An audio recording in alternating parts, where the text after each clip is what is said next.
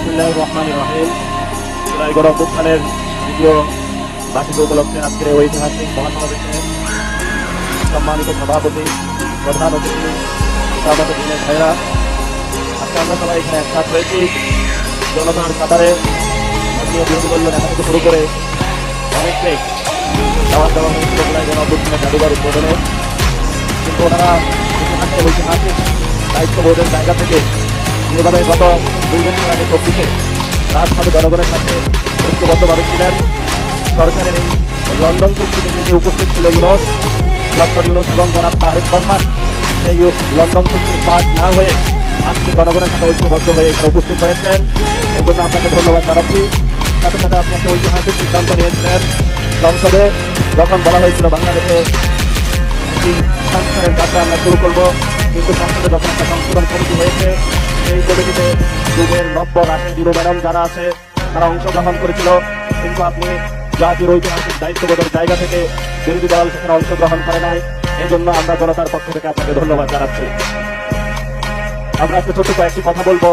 আমাদের ঐতিহাসিক 71-এর মুক্তিযুদ্ধের আগে যে ভোট হয়েছিল, সেখানে বাংলাদেশের মানুষ, বাংলার মানুষ হিন্দিতে রায় দিয়েছিল। সেই রায় বাস্তবায়ন না করার কারণে মানুষ অস্ত্র হাতে তুলে নিয়েছিল।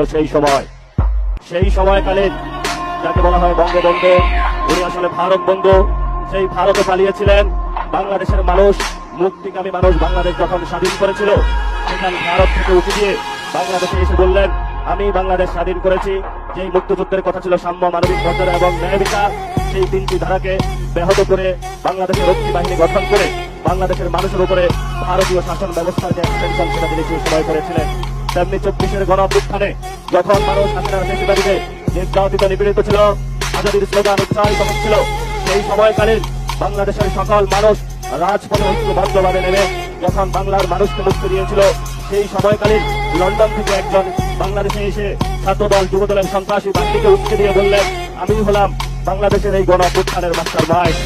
ফলত আমরা সেই কালীন যারা ভারত বন্ধু শেখ মুজিবুর রহমান এবং 24-এর গণ অভ্যুত্থানের সময় তারেক রহমানের লন্ডন থেকে ফেরত এসে মানুষের উপরে ছাত্রদল যুবদলের সন্ত্রাস চালিয়ে দেওয়াকে ওই রক্ষী বাহিনী, ওই শেখ মুজিব এবং বর্তমান তারেক রহমানের কোনো আমরা পার্থক্য দেখতে পাচ্ছি না।